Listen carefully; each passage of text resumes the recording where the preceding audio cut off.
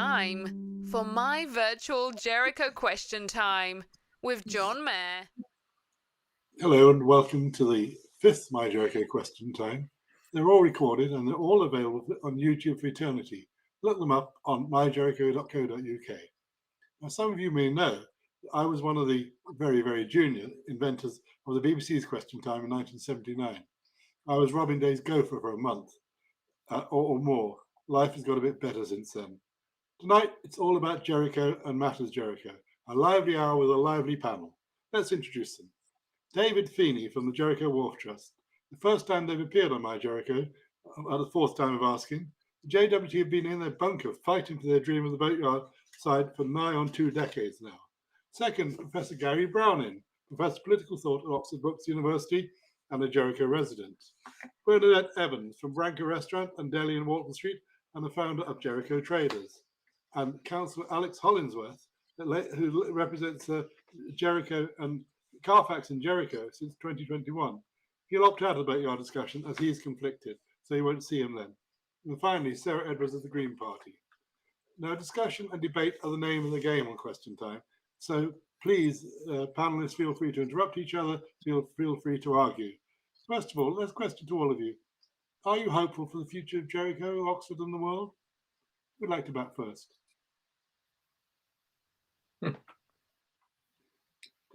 Yes, Alex. I'll go first, John. I think it's very difficult in the current circumstances to be terribly optimistic about the future of the world. I think anyone who has followed the awful events of the last week from Ukraine will be, I think, appalled and I'm frankly quite depressed about what's happening there and what the implications are more over the longer term of those events. So I think it's in those circumstances. I think things are very difficult.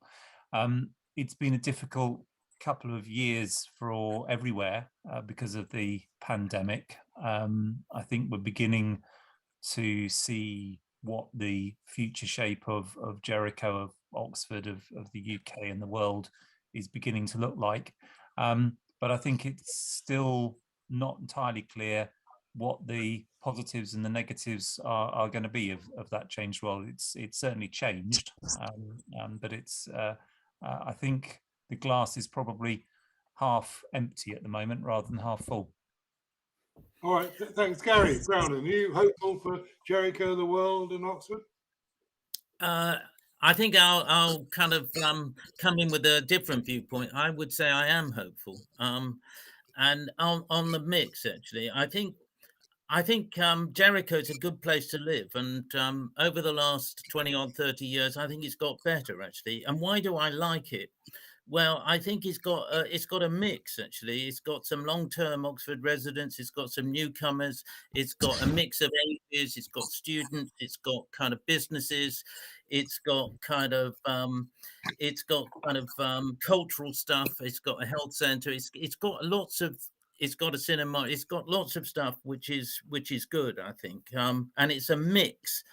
And I guess the hope is that mix stays the same. I mean, it has changed over the years. And I can remember I was talking to a waitress the other day who was in the Brasserie Blanc when it opened. And people threw yogurt at the windows. You know, there was some kind of fear that it might change. But I think actually the restaurants coming to Jericho have been fine for me, and that's good. I mean, the more general thing about the world, when it's always difficult to think of the world and be hopeful because there are some bloody awful things that happen.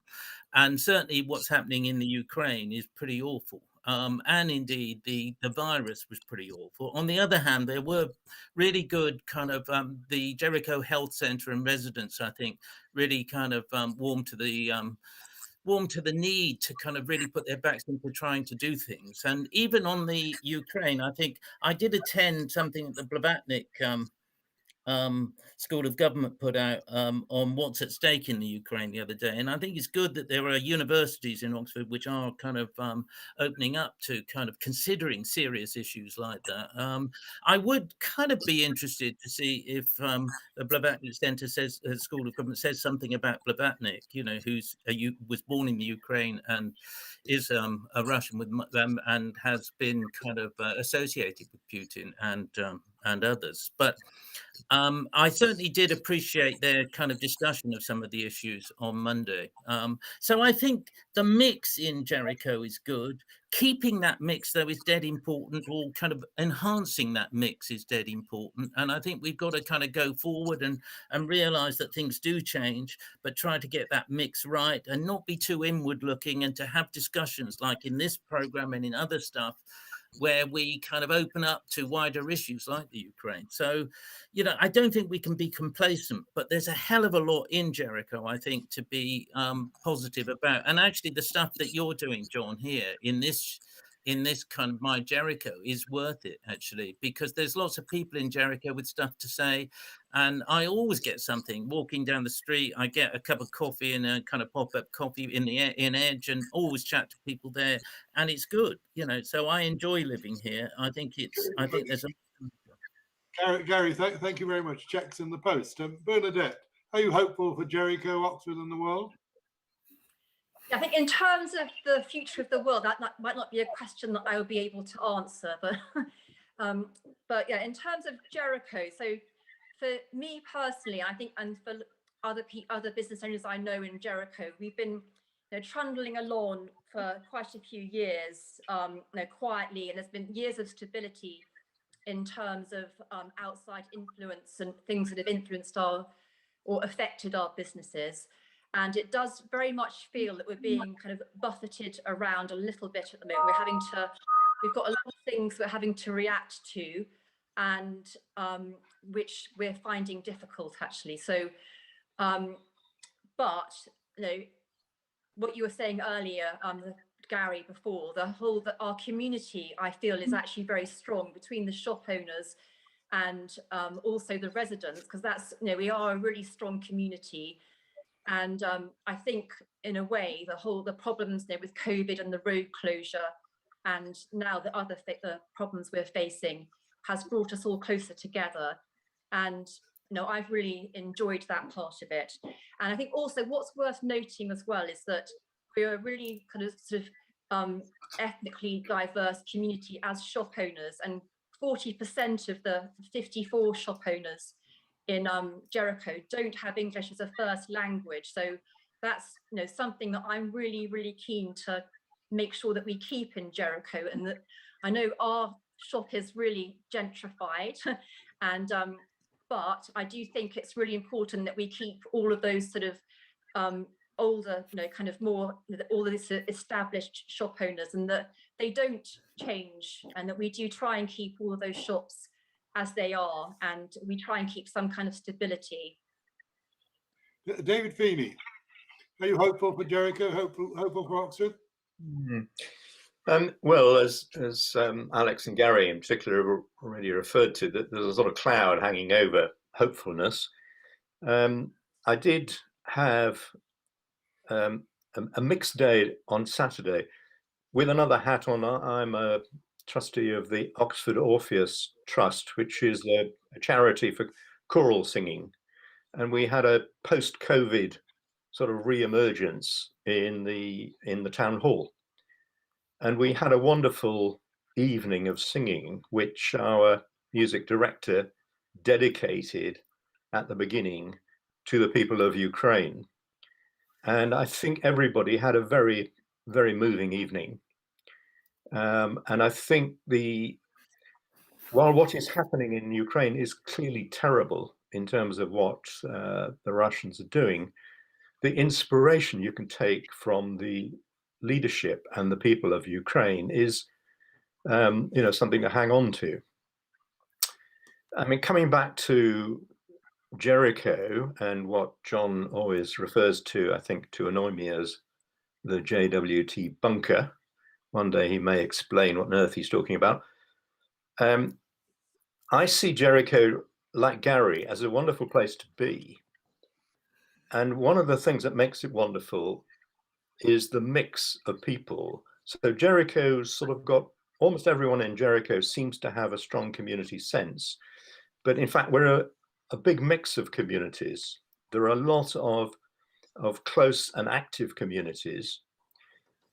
And I look forward one day to the development of the Jericho Wharf site, partly because it's such a waste to have such a wonderful site unused, but partly because it will give the space to the community, or all the communities, to enable us better to do things which mix us across the different communities, which bring together more easily the older and the younger, bring together the boaters and the land residents and so on. You're getting ahead of yourself a bit there. David, you're getting ahead of yourself. I mean, that's not till item 3 or 4. And Sarah, are you hopeful? You asked me about my hopes for Jericho, John, so I gave you my hopes for Jericho.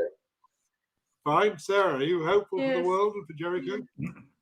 It feels like a roller coaster at the moment, doesn't it? We're having just these awful scenes and really scary thoughts about what's happening internationally. And then suddenly you get the opposite feeling because you see somebody on television who's rushing forward to offer their home to a Ukrainian refugee. And it's a reminder of how much we potentially can give each other despite all the awfulness around us. I mean, I think that one of the things that COVID showed us was that we could be a really strong community and work our way around problems and come up with different solutions.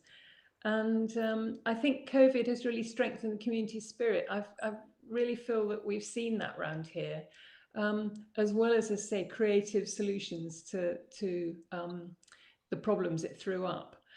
But there's the awful financial downside of COVID and the major cost of living crisis that we're facing at the moment. And so I do feel really concerned about the future for people financially. And the greater awareness that I've also aware of that more and more people are conscious of climate change and the biodiversity crisis and so on. And that's really positive that people have woken up to what's going on. And also inequality, there's greater and greater awareness of that needing tackling. But there's only so much we can do on our own. And we need, you know, the fact that we need so much done nationally and by You're frozen, Sarah. Sorry, let's move on if we can to specific Jericho areas. The parking charges. Alex Hollingsworth, can you briefly explain what's going to happen to parking charges in Jericho to us, please? I can offer. To be honest, no, I can't explain. I can give you some facts. Describe them. Describe. I can describe what the county council is proposing. In effect, the county council has decided to implement a dramatic is probably the politest word I could use for a family audience at this time of day. Increase in their on-street car parking charges. Certainly, I've not seen any evidence or indeed any analysis of how they arrived at those figures. They do appear to have been off the top of an individual's head.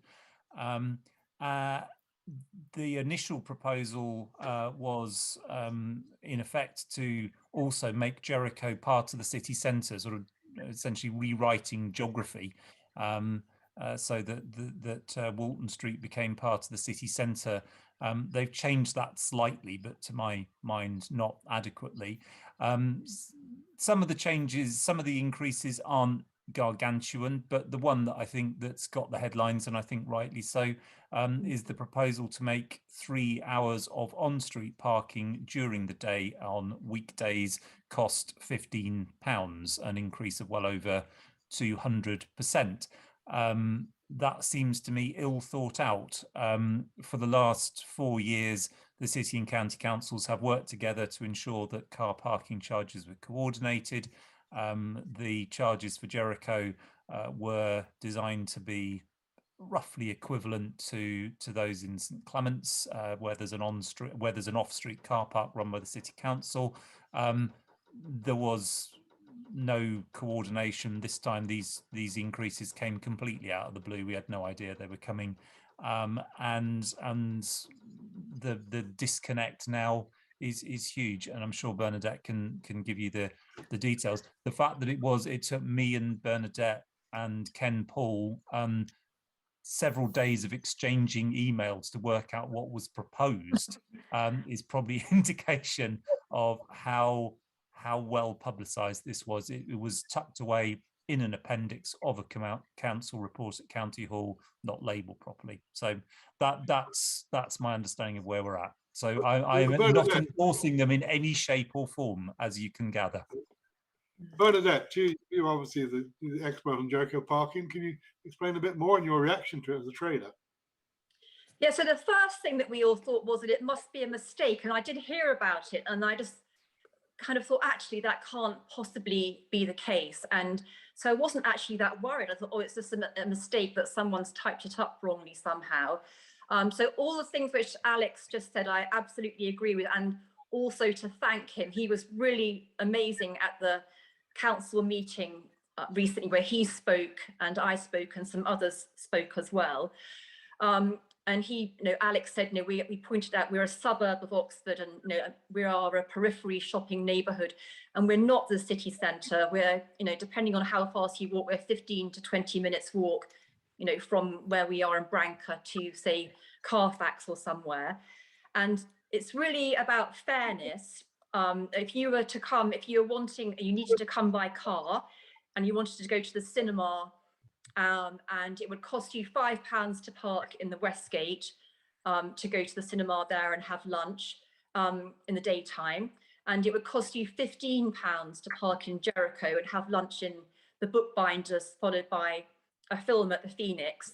So, it doesn't take much working out to see actually somebody coming in was going to choose the Westgate over that. And there are 21 pubs and restaurants and cafes in Jericho who will all be impacted by this. And also, there are hairdressers where it takes longer than an hour to do a balayage at Sylvia's hairdresser, or any of those. If you have a cut and colour, it's at least 2 hours. So people are they don't have the choice of just Jericho. They will choose to go elsewhere, and it's a huge worry. It does seem to be a very kind of random decision, and we do think actually that perhaps if we'd managed to be able to discuss it, and I imagine the person who made the decision is thinking, actually, have I got it right? And they maybe will be thinking, actually, I haven't got it right. And so we are hoping that perhaps at some point we might be able to change that, because it's going to be a game changer. And also, it's not really going to probably deter that many car drivers from coming to Jericho, but it will have a huge impact on the businesses. How will it affect Branca? £15 for an evening parking in? Well, no, so it's daytime. So in the evening, I'm actually not quite sure what it's going to be. So because it's actually quite hard to work out from what's been sent, well, what we've managed to find out. So it's the daytime. So I'm imagining it's 8:30 until 6:30 or something like that. So I don't actually know, but it's daytime parking. But we have all sorts of people wanting to come for lunch. People who maybe don't want to come on the park and ride because they're coming in, or people who are coming in to pick up wedding flowers from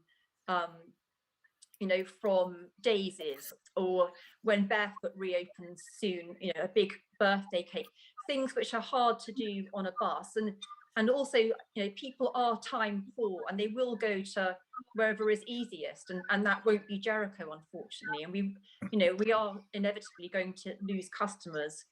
So there's been no financial impact assessment on the businesses at how much business we're going to lose, and that it's very worrying for all of us, actually. Gary, how do you feel about the change in parking charges? Well, I guess, and I'm grateful to Alex and Bernadette for responding. I mean, I guess I'm not pleased that there hasn't been much publicity attached to this, and that there wasn't a serious and kind of wide-ranging kind of review of what it would mean. So I think that's highly problematic. On the one hand, I suppose that encouraging park and ride and encouraging kind of non-car traffic is to be kind of one of the considerations that we should take on board. But this seems like it's an out of joint and kind of decision which lacks real justification. And I was talking to, and Bernadette probably knows this, to a couple of traders the other day who was talking about, you know, people who work in establishments and have to park their cars and pay money to do so. So that seems harsh if there's a 200% increase without any kind of warning. So I think, you know, politics is about balancing stuff. We do want people to use the park and ride, and that does require some adjustments in kind of in charges and so on. On the other hand, it needs to be discussed thoroughly, and we should attend to those in businesses who will be badly affected. David Feeny, what's your position on the parking charges in Clarendon Street particularly? Well, I mean, there's no JWT position on parking charges, and I have to confess. But you have a position. I didn't know my personal position. I didn't know about it. I tried to get educated when you flagged the question might come up, and the first thing that strikes one is the randomness. It's very hard to make sense of what is being done where. I mean, there is a 3-hour parking slot at the bottom of Worcester Place, which is free, and it's not surprisingly, it's all very full, and it's all very full of people who promptly head off towards town. So there's no sense of a coherent plan about all these things, and that's the thing that would worry me. Just as you know, the zero emission zone was mentioned, and obviously it gets fairly close towards us. Have people really thought through the way that this will affect people at different positions, if you like, in terms of economic resources? I mean, if you're going to be able to use the the zero emission zone, you've got to have an electric vehicle, and electric vehicles cost an awful lot of money. So it's going to be a discriminator as to who goes into that central zone and who doesn't, it seems to me, let alone the complexities of parking. What about the new Walton Street, the barrier now up? Is there a feeling that there needs to be sort of more reminders of the 20 limit there? Is there a feeling that it's a bit of a racetrack? Alex, any thoughts on Walton Street? Should it have more things to dissuade people? Well, as you know, and indeed as Bernadette knows, I took a different position from her on the Walton Street closure, and I still do. But you know, we are where we're at. So I certainly think there are bits of Walton Street where we've seen fast-moving traffic. That's particularly from what many people call the student co-op coming across the front of OUP, where the road is wider. There's a tendency for people to speed up because it's wider. There's less parking across the front of the Blavatnik, and there are too many people who see that as an incentive to go faster. And certainly I've spoken to parents of children at the primary school who find that alarming, and I think rightly so. So I think measures to deal with something there would be good. I think it's worth just pointing out on the parking charge thing, as Bernadette said, the issue is daytime. The evening parking is gone up, but not by anything like the amount of the daytime. And of course, in terms of staff parking, there's limits a maximum amount of 3 hours worth of parking. So the financial issue shouldn't apply unless somebody's found a way of parking for longer than 3 hours. The charging doesn't apply to them. It's the customers for the businesses in the daytime on weekdays. That's the concern. Just back to the finishing straight, would you support another flashing 20 sign or two in that straight to remind people that that's what the limit is outside of Evadnik? As a short-term measure, it's got benefits. My personal preference would be to redesign the road in such a way as to reduce traffic speeds. That's easily done. Doesn't have to be with road humps. Doesn't have to be with anything vicious. You just make it narrower and appear narrower. There is every evidence that if roads appear wide, cars go faster on them. If roads appear narrower, cars go slower on them. I remember being lambasted about the Kingston Road double give way road humps when they first went in, when I said what they do is they encourage drivers to pause and think and communicate with each other and with pedestrians. And I think the tragedy that happened yesterday on the plane rams home the real importance of making sure that roads are safer for everyone, whoever they are, cyclists, pedestrians, and all sorts. And clearly reduced speeds make roads safer. Well, Bernadette, what changes would you like to see to Walton Street to reduce the speed of the traffic? So, yeah, I've lived in Jericho for quite a long time, for 15 years. Not now, but I did, and I'm really properly fond of Jericho. And I do have, through the last couple of years, I've met a lot more residents in Jericho, and it has been really lovely to have support from the Jericho residents of the businesses, and we've all learned to understand each other a lot better. And it's been a great process. So I'm really aware of, particularly I think in South Walton Street, that cars can come speeding around the corner. And there's been lots of discussion of what could be done. And certainly the speed limit needs to be enforced. And there's been talk of chicanes and things which deter people.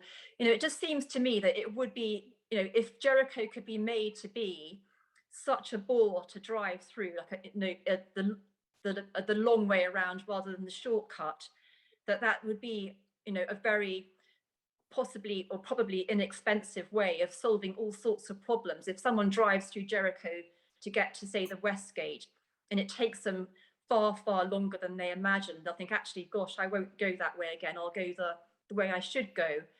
And so there are all sorts of things which could be done, and we all want that. We all have to be there together, and so we all are thinking about one another. That seems to be what's been happening over the last couple of years since we've all got together. You agree with Alex that some form of not narrowing to make it less comfortable to come down that road fast would not be a bad idea. Exactly. And more signs. Yes.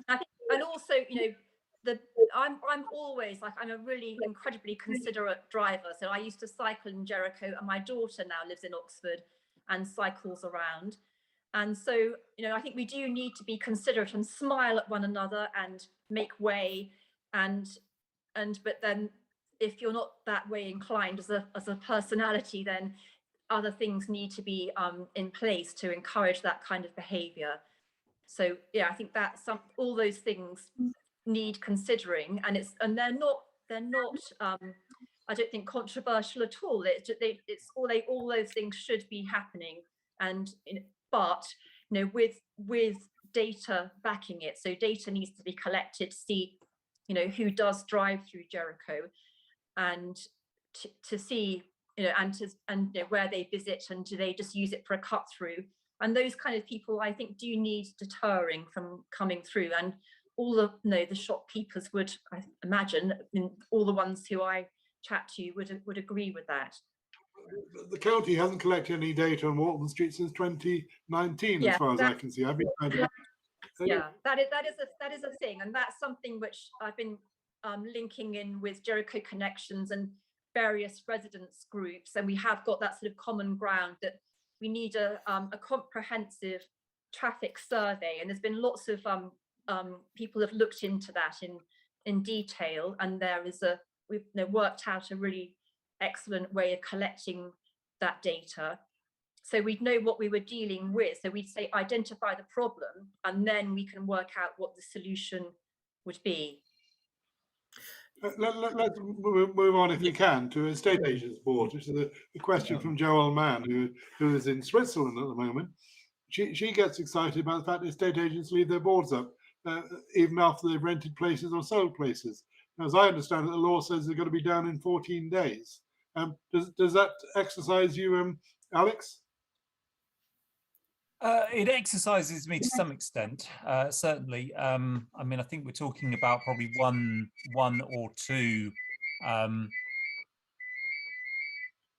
hearing. Yes, go on. Okay. No, one or two agencies who leave their boards up for quite a long time.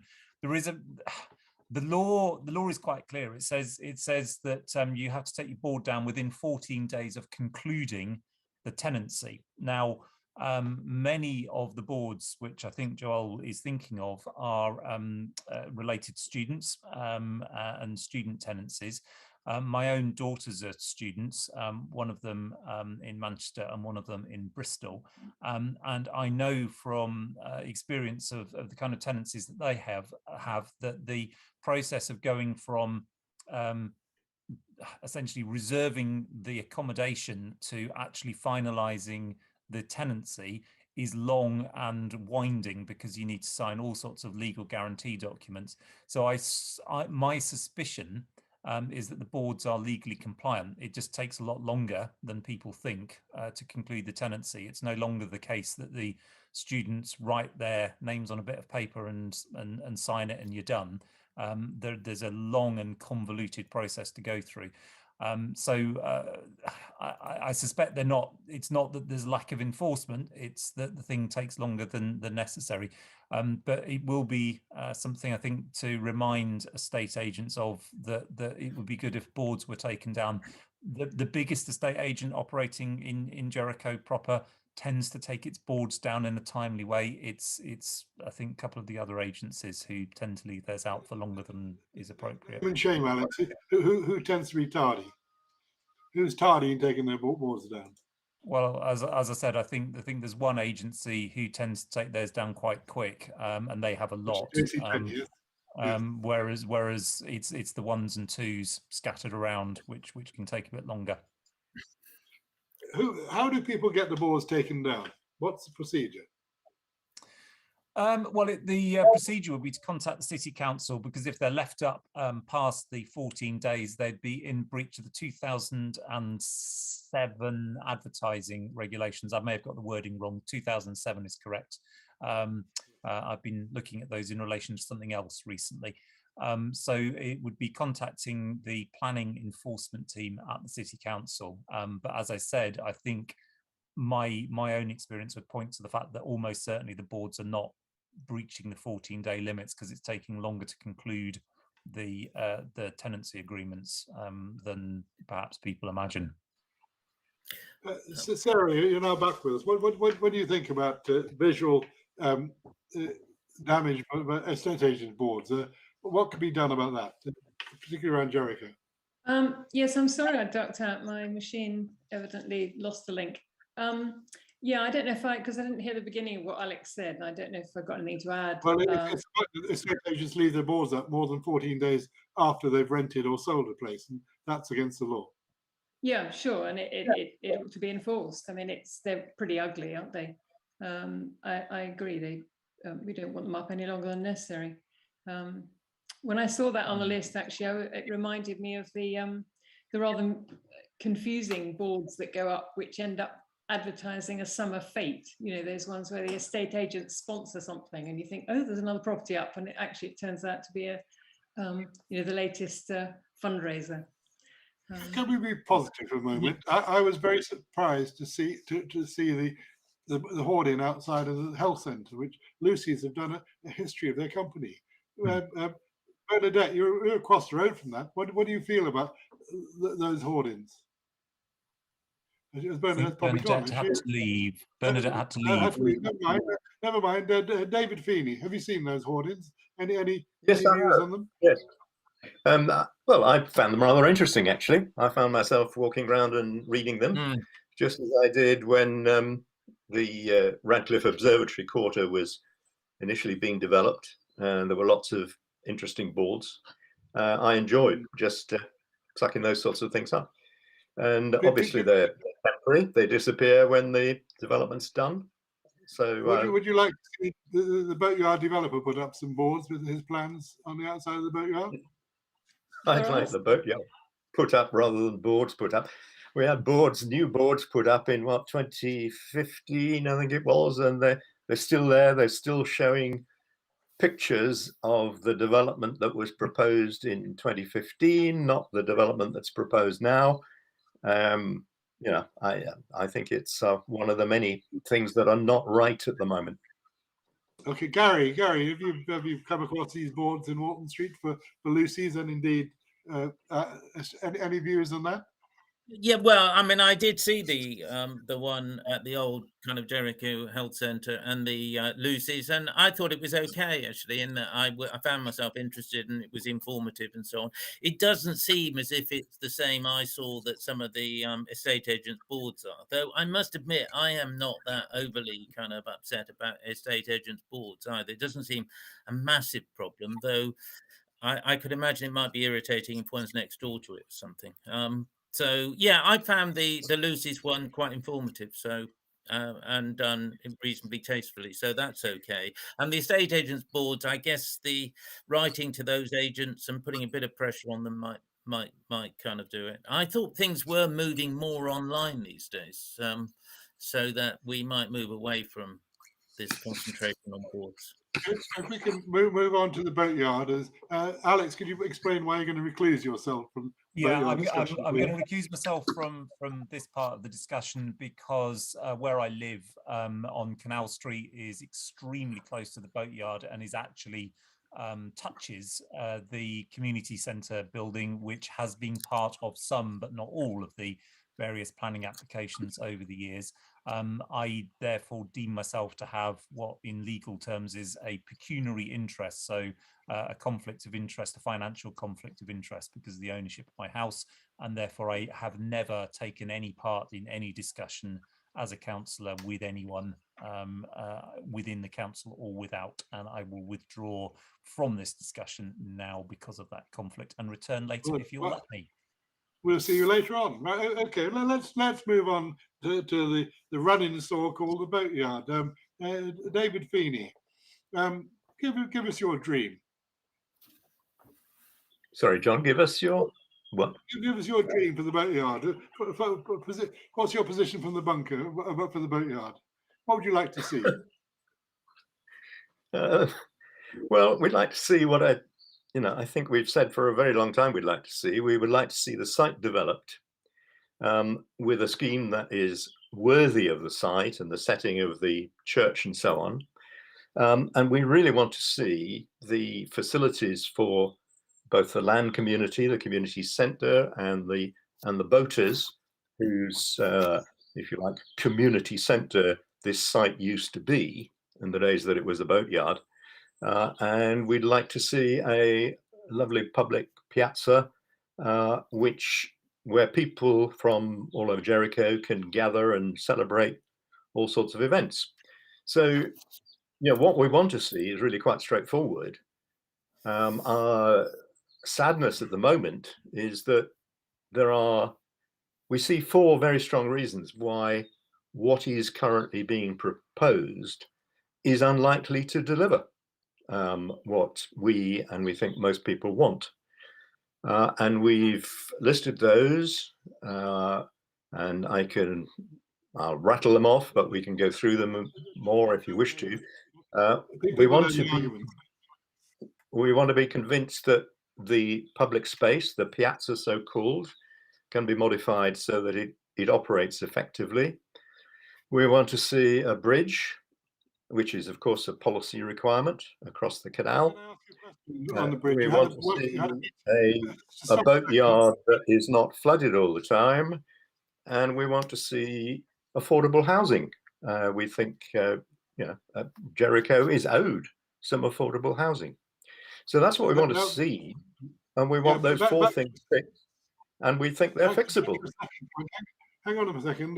Back to your second point about the bridge. You had a meeting about the bridge yesterday with Canals and Rivers Trust. You didn't invite the developer. Why was that? Well, the developer's not really shown much interest. The developer, 2 weeks after the Canal and River Trust turned down the developer's proposed bridge, the developer withdrew a bridge from his proposals, saying that it was, was all difficult. He didn't really believe it could be done, and he couldn't hang around waiting for a solution.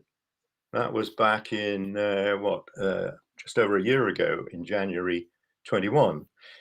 Now, we felt that that was the wrong decision, and so we set out to do what we think the developer themselves should have been doing, which was to take an initiative with the Canal and River Trust to try to find a solution that was acceptable to them. And that's not completely straightforward, because normally the Canal and River Trust would only approve a bridge design if it is formalized into a planning application and they are dealing with the people making the planning application. But given the complex history of bridges, we pestered for a different process. And in April last year, the regional director for CRT offered to set up a working group, a joint working group that would enable everybody to pool their thinking and their expertise and so on in trying to find a solution. And I immediately alerted Oliver Holland to that offer, and to my very considerable surprise at the time, he said he did not wish to be part of it, and he certainly didn't wish to pay the CRT's expenses for being part of it. So that was a step backwards. So Okay, basically, let's move on. This is like Ukraine and Russia. Gary Brown, what do you feel about the development and indeed the current state of the boatyard? Well, I guess one thing is, how do things move forward? I kind of said at the outset, actually, there was this thing about when the brasserie plant was open, there were lots of people who objected and threw stuff at the window. And that's gone on and been a success. I think there's lots of residents who feel in Jericho, who feel it's dead important to get something going at the boatyard to move forward. And it is tricky because, it needs money and it needs probably compromise to get something done which developers will run with. And so it's focusing on what's absolutely crucial in that boatyard, what we want, and trying to get something done. And it strikes me the one thing I would hold out for is affordable housing or social housing as part of the mix.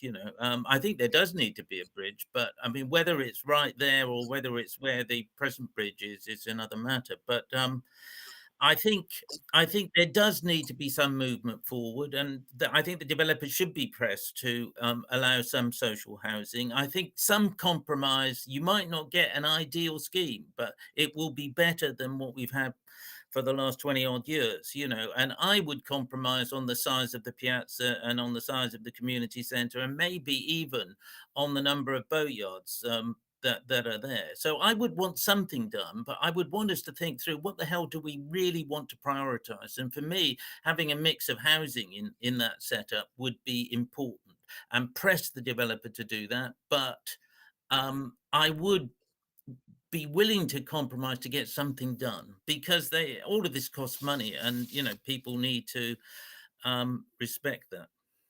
Yeah, so do we need a boatyard? There hasn't been a boat repaired in that space for 30 years. I haven't seen all the sunken boats. Do we actually need a boatyard? Have you not seen the sunken boats, John? You need to be looking. We're just restoring one which was rotting away, and Gary, can I ask Gary a question, or I'll make a point? Because Gary was on your previous question time, and Gary asked Oliver Holland whether there was any scope for a lower level of profit, perhaps, to help resolve problems. Yes, Gary? Now, I did ask that, and it seems to me a reasonable question. I think it was a very reasonable question. The fact is, when the developer first put in his viability analysis, he said that their assessment was that the housing on the site, the market housing, would be sold at £821 per square foot, which was looked a pretty cautious estimate, but he did provide quite a lot of data, and that was helpful.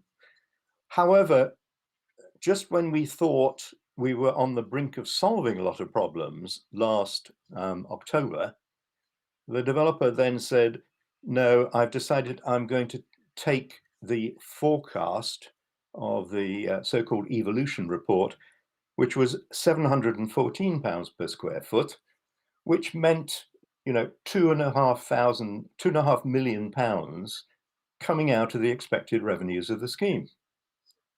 Now, if you put those £2.5 million back and look at trying to solve the problems, you can solve them. Equally, if you look at actual house prices, let alone forecasts, I mean, there's one in Wellington Street right now, which is not going for £714 or £821 per square foot. It's going for £962 per square foot. And, there was one even in 2019 in Nelson Street, which sold for that amount.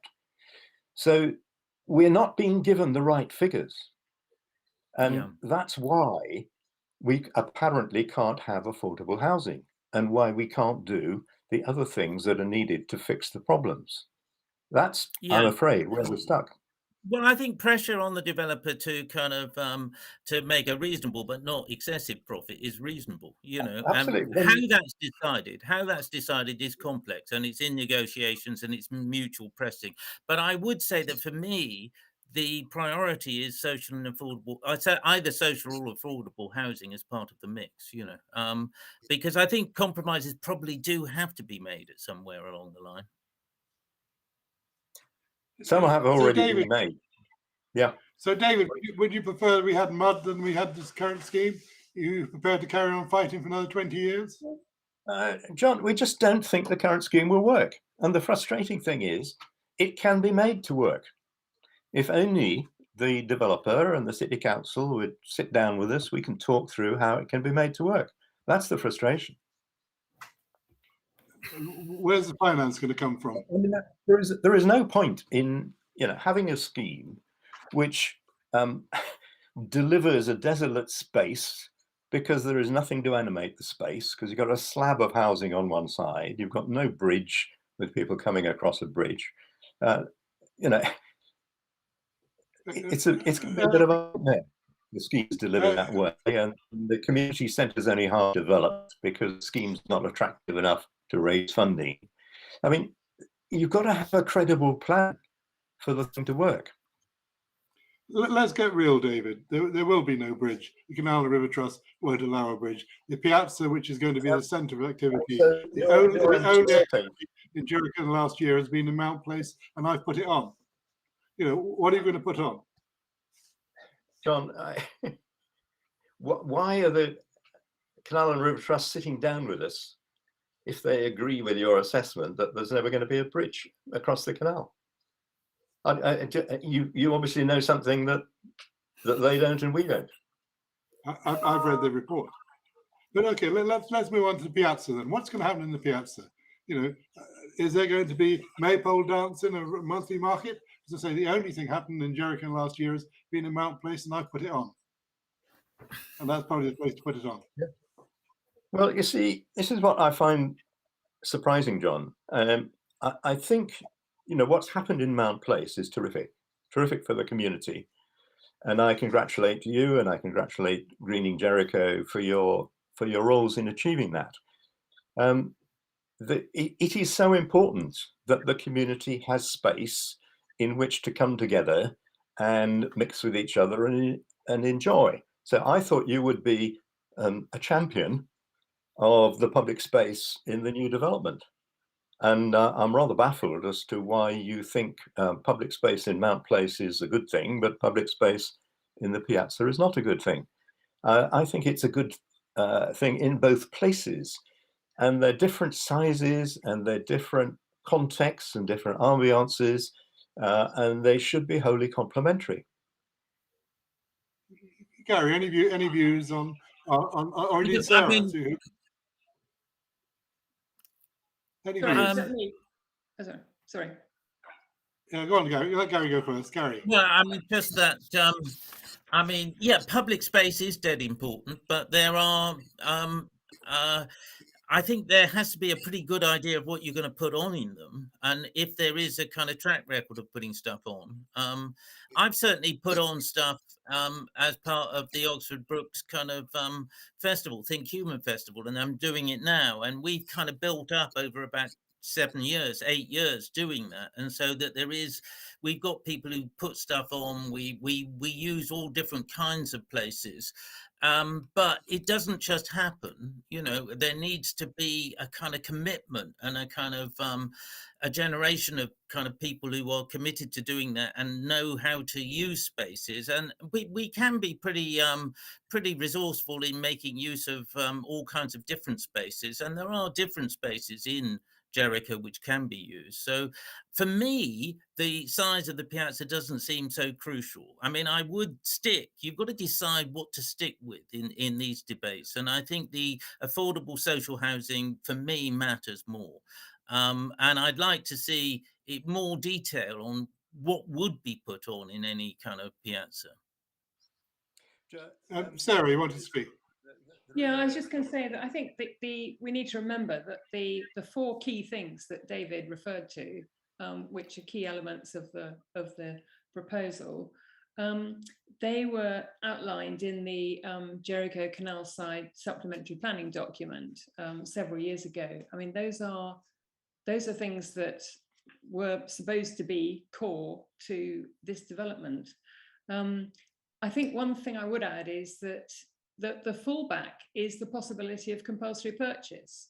So the fact that things are remaining very difficult with the developer doesn't mean that there isn't at the end of the day another possible option.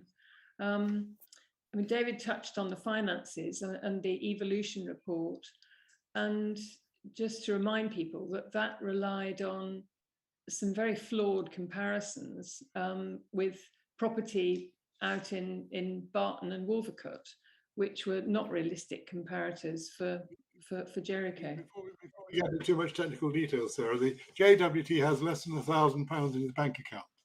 Could they actually run a brewery, do you think? Could they run a scheme like this? Sorry, say again? JWT has less than £1,000 in its bank account. How can they finance a multi-million-pound scheme like this? Oh, well, no, it wasn't suggesting necessarily the trust would buy it themselves. But the proposal has been mooted, and it would have to be explored as to how it would be practical. John, there is a study by an expert in the design of public spaces, which we submitted as part of the consultation process. Did you read it? I mean, this is someone whose life, he is a former president of the Institute of Landscape Architects. His life, his job is about designing successful public spaces. Now, if you haven't read it, please do. Is there any room for compromise in any of this, do you think? It doesn't appear to me. It appears you're in a bunker, the developer's in a bunker, and it really is, we're in Keith. Bunker is, what I've tried to tell you is there are 4 things we think need fixing. We have made clear every time we pointed out those things that we believe they are fixable. What is required is for the developer to come out of his bunker and discuss fixing them. Okay, but if not, the mud will continue. Is that correct? If planning goes ahead on the 23rd, what will you do? Well, we've made our position very clear. It depends on the planning committee. We live in a democracy. We'll see what the planning committee members say. But I would have thought they would look pretty carefully at what the scheme, as currently configured, is currently going to deliver. It's clearly going to deliver a lot of expensive housing, 50% more in square meterage than the previous scheme. But it's not going to capitalism. deliver any affordable housing. It's not going to deliver a bridge. It's not going to deliver a public space that operates. And it's sort of going to half deliver some community facilities. Now, if that's what... Gary, sorry, David, any final thoughts from you, Gary, before we move on? Well, I mean, just that I think it would be a great pity if it doesn't go ahead at the moment, and it needs some compromise. I think the developer should think hard about the amount of profit it's making and should prioritize social housing. But I think all sides should be willing to kind of think about what are the priorities and what needs to be done to get something done. And what are the essential elements? Do we need a boatyard? Do we need a new community centre? Well, Yes, we need a Well, boatyard, John. Boatyard is fundamental. That's the boatyard. Well, why? We haven't had one for 30 years. There's one next door at College Cruises. Did you ask, John, did you ask Philip Pullman about whether we needed a boatyard? Well, yes. By the way, thank you for that very nice segue. If you want to see Philip Pullman in the boatyard in the church, by the way, you can watch that on YouTube. I'll advertise that properly later on. Okay, so if Alex would care to rejoin us, we've sort of got precisely nowhere on the boatyard. Let's move on to the very, very last question then. How is Jericho getting better, and how can we make it even better? Are we doing enough about litter, about rubbish? Alex, the CCTV camera that was on the community amenity site got moved. Silly, surely. Silly decision, that one, wasn't it? Especially as we got it working in the first place. No, I don't think it is silly. The CCTV camera is one of a very small number that the City Council has to use on all sorts of things. Litter enforcement is one of those things where there's a threat of domestic violence or there's an issue of somebody being cuckooed, or where there's serious drug dealing. Are other issues where that camera is used. That's what it's currently being used for. I think on balance, preventing domestic violence, helping to tackle drug dealing, helping to address issues around cuckooing probably are a higher priority, regrettably, but I think that they are, than catching somebody or observing somebody putting waste in the wrong bin. So I'm not convinced that the CCTV camera is critical, and when you've got limited priorities, you've got to you've got to use them across the city where there's greatest need. And I'm afraid, as I said, regretfully, that probably isn't on the Jericho Recycling Centre currently. I think how do we tackle fly tipping and other such bits of antisocial rubbish in Jericho? What do we do? Well, I think the community efforts in which you've played such an enormous part have made a really significant difference. It's interesting, when I was handing out the litter pickers to people for the monthly JCA session last month, we had a new volunteer or potential volunteer who'd come into the cafe for a bit of breakfast and was keen to take part, but having moved recently from a different part of Oxford, did say to me, "But you've got one of the cleanest areas." And I said to her that is because the community volunteers, people have gone out and really made a significant difference. I think it comes back to the point Sarah was making right at the beginning about how COVID and how the response to the pandemic has really emphasize the importance of community, of society. We live in a world which is tending towards atomization and individualization, and I think that's deeply regrettable. I think all the evidence of the last 2 years is that people working together make a difference. People respecting their community and respecting each other and being tolerant of each other and learning about each other, listening to each other rather than talking at each other, are all critical and important things. And that, I think, is what makes Jericho the good place it is and will continue to make it a better place. Well, that's as good a point to end as any, really. Right, okay. Well, that hour sort of flew by a bit, didn't it? If you missed anything, do catch up on myjericho.co.uk. And it was very kind of David to talk about Philip Pullman. If you missed Philip Pullman in the church, and 220 people came, and the church raised £800, which is some sum. You can watch a professional recording for free on YouTube. It's there forever and ever and ever. It'll be there. Then the boatyard decision keeps being kicked down the road. It's now going to be on Tuesday, March the 23rd at 5:50. So that's Tuesday, March the 23rd at 5:50. We'll carry the stream live, and we may carry a discussion afterwards, hopefully with David and the developer and some other pals. So please tune in for that. On the Monday before that, on the 21st, you can join me at Branca restaurant and other people. You'll get free wine, courtesy of Bernadette Cllr. You just pay for your pizza. Just go to the universe and register for that. And later on in the series, the new ed to the Oxford Times, the Plans for Humanities building behind the Bavadnik, a visit to the AUP Museum and Worcester College Gardens, plus plenty more. If you want to find out what's happening, go to myjericho.co.uk for the details. It's all there. But finally, it's not my Jericho, it's your Jericho. So we've done 200 events over 6 years, but it costs money for putting it on YouTube, hosting, website, and more. So any contribution, however small, send to this account, please. Lloyds Bank business account, Jericho Good Works, sort code 139626, 139626. Account number is 48518460. The account name is Jericho Good Works. All amounts are welcome. Somebody sent me 6p the other day, so I assume that was a mistake. But thank you very much for watching. Certainly we'll be back on the 23rd for the council planning meeting. We may be back before then, depending on various balls if they come down from the air. Thanks for watching and good night.